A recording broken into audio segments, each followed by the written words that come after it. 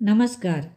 आज मैं सुना रही हूँ अमृता प्रीतम जी की कहानी अंतर्व्यथा नीचे के कपड़े।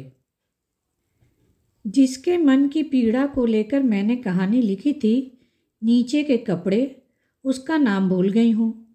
कहानी में सही नाम लिखना नहीं था और उससे एक बार ही मुलाकात हुई थी, इसलिए नाम भी याद से उतर गया है। जब वह मिलने आई थी, बीमार थी, खूबसूरत थी, पर रंग और मन उतरा हुआ था। वह एक ही विश्वास को लेकर आई थी कि मैं उसके हालात पर एक कहानी लिख दूं। मैंने पूछा, इससे क्या होगा? कहने लगी, जहां वह चिट्ठियां पड़ी हैं और जो मैं अपने हाथों से नहीं फाड़ सकती, उन्हीं चिट्ठियों में वह कहानी रख दूंगी।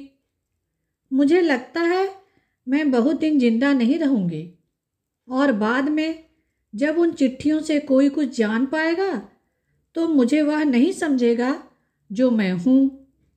आप कहानी लिखेंगी तो वहीं रख दूंगी। हो सकता है उसकी मदद से कोई मुझे समझ ले, मेरी पीड़ा को संभाल ले। मुझे और किसी का कोई फिक्र नहीं है, पर मेरा एक बेटा है, अभी वह छोटा है। वह बड़ा होगा तो मैं समझती हूँ कि बस वह मुझे गलत न समझे।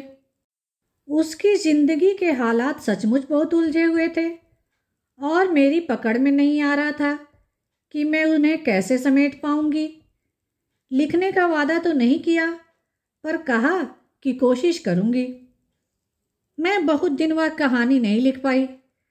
सिर्फ एक एहसास सा बना रहा कि उसका बच्चा मेरे जेहन में बड़ा हो रहा है, इतना बड़ा कि अब बहुत सी चीज़ें उसके हाथ लगती हैं तो वह हैरान उन्हें देखे जा रहा है। कहानी प्रकाशित हुई और बहुत दिन गुजर गए।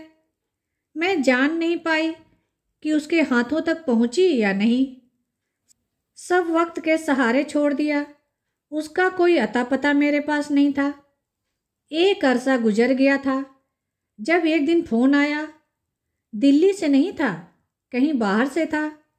आवाज़ थी, आपका बहुत शुक्रिया, मैंने कहानी वहीं रख दी है जहां चाहती थी।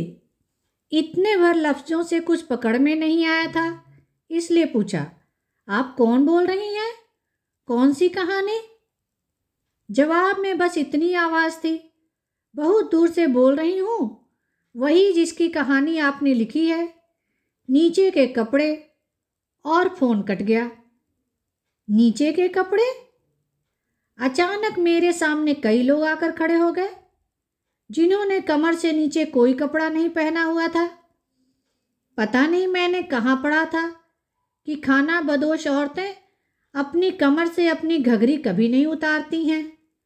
मैली घघरी बदलनी हो तो सिर की ओर से नई घघरी पहनकर अंदर से मैली घघरी उतार देती हैं। और जब किसी खाना बदोश औरत की मृत्यु हो जाती है तो उसके शरीर को स्नान कराते समय भी उसकी नीचे की घघरी सलामत रखी जाती है। कहते हैं उन्होंने अपनी कमर पर पड़ी नेफे की लकीर में अपनी मोहब्बत का राज खुदा की मखलूक से छिपा कर रखा होता है। वहाँ वे अपनी पसंद के मर्द का नाम गुदवा कर रखती हैं, जिसे खुदा की आंख के सिवा कोई नहीं देख सकता। और शायद यही रिवाज मर्दों के तहमदों के बारे में भी होता होगा। लेकिन ऐसे नाम गोदने वाला जरूर एक बार औरतों और मर्दों की कमर की लकीर देखता होगा। उसे शायद एक पल के लिए खुदा की आंख नसीब हो जाती है, क्योंकि वह खुदा की मखलूक की गिनती में नहीं जाता। लेकिन मेरी आंख को खुदा की आंख वाला शाप क्यों मिल गया? मैं अपने सामने ऐसी औरतें और मर्द क्यों देख रहा हूं जिन्होंने कमर से नीचे कोई कपड़ा नहीं पहन रखा है, जिन्हें देखना सारी मखलूक के लिए गुनाह है? कल से माँ अस्पताल में है। उसके प्राण उसकी सांसों के साथ डूब और उतर आ रहे हैं। ऐसा पहले भी कई बार हुआ है और 2 बार पहले भी उसे अस्पताल ले जाया गया था, पर इस बार शायद उसके मन को जीने का विश्वास नहीं रहा है। अचानक उसने उंगली में से हीरे वाली अंगूठी उतारी और मुझे देकर कहा, कि मैं घर जाकर उसकी लोहे वाली अलमारी के खाने में रख दूं। अस्पताल में अभी दादी भी आई थी, पापा भी, मेरा बड़ा भाई भी, लेकिन माँ ने न जाने क्यों यह काम उन्हें नहीं सौंपा। हम सब लौटने लगे थे जब माँ ने इशारे से मुझे ठहरने के लिए कहा। सब चले गए तो उसने तकिए के नीचे से एक मुसा हुआ रुमाल निकाला, जिसके कोने में 2 चाबियां बंधी हुई थी। रुमाल की कसी हुई गांठ खोलने की उसमें शक्ति नहीं थी, इसलिए मैंने वह गांठ खोली। तब एक चाबी की ओर इशारा करके उसने मुझे यह काम सौंपा कि मैं उसकी हीरे की अंगूठी अलमारी के अंदर खाने में रख दूं। यह भी बताया कि अंदर वाले की चाबी मुझे उसी अलमारी के एक डिब्बे में पड़ी हुई मिल जाएगी। और फिर माँ ने धीरे से यह भी कहा कि मैं बम्बई वाले चाचा जी को एक खत डाल दूं दिल्ली आने के लिए, और दूसरी चाबी उसने उसी तरह रुमाल में लपेटकर अपने तकिए के नीचे रख ली। और जिस तरह तकदीरें बदल जाती हैं उसी तरह चाबियां भी बदल गईं। घर में रोज के इस्तेमाल की माँ की एक ही अलमारी है, लेकिन फालतू सामान वाली कोठरी में लोहे की एक और भी अलमारी है, जिसमें फटे पुराने कपड़े पड़े रहते हैं। पापा के ट्रांसफ़र के समय वह अलमारी लगभग टूट ही गई थी, पर माँ ने उसे फेंका नहीं और साकड़ भाकड़ वाली उस अलमारी को फालतू कपड़ों के लिए रख लिया था। घर पहुंचकर जब मैं माँ की अलमारी खोलने लगा तो वह खुलती ही न थी। चाबी मेरी तकदीर की तरह बदली हुई थी। हाथ में थामी हुई हीरे की अंगूठी को कहीं संभाल कर रखना था, इसलिए मैंने सामान वाली कोठरी की अलमारी खोल ली। यह चाबी उस अलमारी की ही थी। इस अलमारी में भी अंदर का खाना था। मैंने सोचा उसकी चाबी भी जरूर इसी अलमारी के किसी डिब्बे में ही मिलनी थी, और मैं फटे पुराने कपड़ों की तहें खोलने लगा।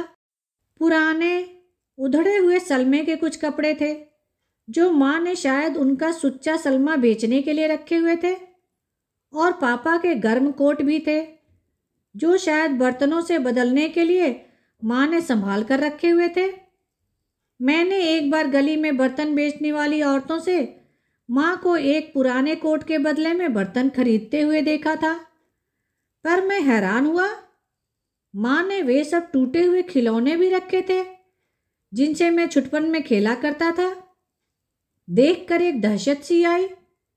चाबी से चलने वाली रेलगाड़ी इस तरह उल्टी हुई थी जैसे पटरी से गिर गई हो, और उस भयानक दुर्घटना से उसके सभी मुसाफिर घायल हो गए हों।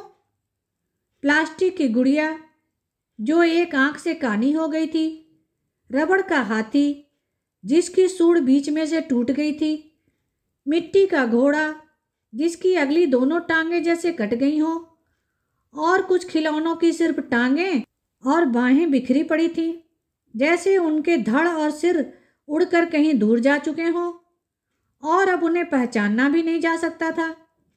मेरे शरीर में एक कंपन सी दौड़ गई। देखा कि इन घायल खिलौनों के पास ही मिट्टी की बनी शिव जी की मूर्ति थी जो दोनों बाहों से लुंजी हो गई थी, और ख्याल आया जैसे देवता भी अपाहिज होकर बैठा हुआ है। जहां तक याद आया, लगा कि मेरा बचपन बहुत खुशी में बीता था। बड़े भाई के जन्म के 7 बरस बाद मेरा जन्म हुआ था, इसलिए मेरे बहुत लाड़ हुए थे। तब तक वैसे भी पापा की तरक्की हो चुकी थी, इसलिए मेरे वास्ते बहुत सारे कपड़े और बहुत सारे खिलौने खरीदे जाते थे।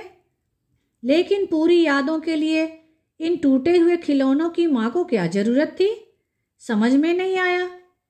सिर्फ खिलौने ही नहीं, मेरे फटे हुए कपड़े भी तहों में लगे हुए थे। टूटे हुए बटनों वाले छोटे छोटे कुर्ते, टूटी हुई तनियों वाले झबले और फटी हुई जुराबें भी। फिर मुझे एक रुमाल में बंधी हुई वह चाबी मिल गई जिसे मैं ढूंढ रहा था। अलमारी का अंदर वाला खाना खोला ताकि हीरे की अंगूठी उसमें रख दूं।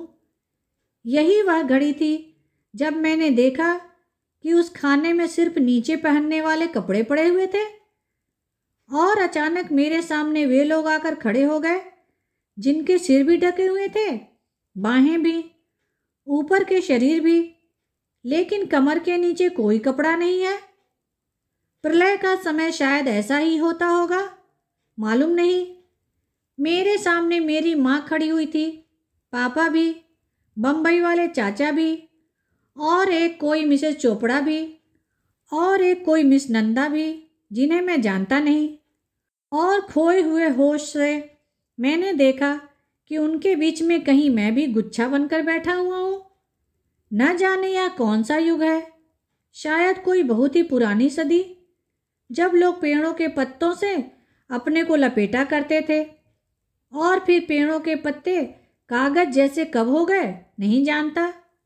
अलमारी के खाने में सिर्फ कागज पड़े हुए थे, बहुत से कागज जिन पर हर एक के तन की व्यथा लिखी हुई है, तन के ताप जैसी, तन के पसीने जैसी, तन की गंध जैसी।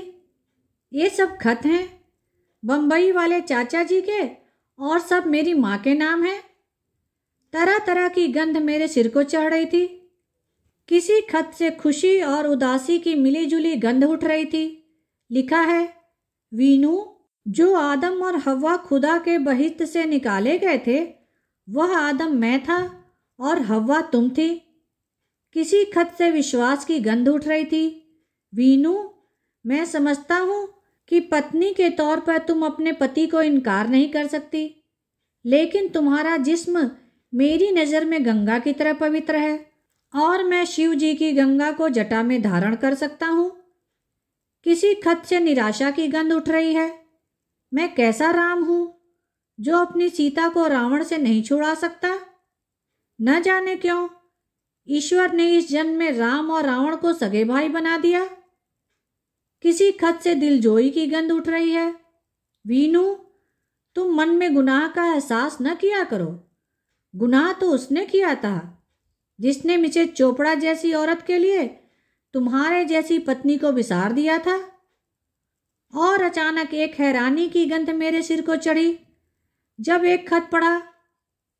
तुम मुझसे खुशनसीब हो वीनू, तुम अपने बेटे को बेटा कह सकती हो, लेकिन मैं अपने बेटे को कभी भी बेटा नहीं कह सकूंगा। और अधिक हैरानी की गंध से मेरे सिर में एक दरार पड़ गई जब एक दूसरे खत में मैंने अपना नाम पढ़ा। लिखा था, मेरी जान वीनू, अब तुम उदास न हुआ करो। मैं नन्हे से अक्षय की सूरत में हर वक्त तुम्हारे पास रहता हूँ। दिन में मैं तुम्हारी गोद में खेलता हूँ और रात को तुम्हारे साथ सोता हूँ। सो मैं जिंदगी के 19 बरस जिसे पापा कहता रहा था, अचानक उस आदमी के वास्ते अलफ्ज़ मेरे होठों पर झूठा पड़ गया है। बाकी खत मैंने पूरे होश में नहीं पढ़े, लेकिन इतना जाना है कि जन्म से लेकर मैंने जो भी कपड़ा शरीर पर पहना है वह माँ ने कभी भी अपने पति की कमाई से नहीं खरीदा था। मिट्टी का खिलौना तक भी नहीं। मेरे स्कूल की और कॉलेज की फीसें भी वह घर के खर्च में से नहीं देती थी। यह भी जाना है कि बम्बई में अकेले रहने वाले आदमी से कुछ ऐसी बातें भी हुई थी जिनके लिए कई खतों में माफ़ियाँ मांगी गई हैं, और उस सिलसिले में कई बार किसी मिस नंदा का नाम लिखा गया है, जो खत लिखने वाले की नज़रों में एक आवारा लड़की थी जिसने मेनका की तरह एक ऋषि की तपस्या भंग कर दी थी।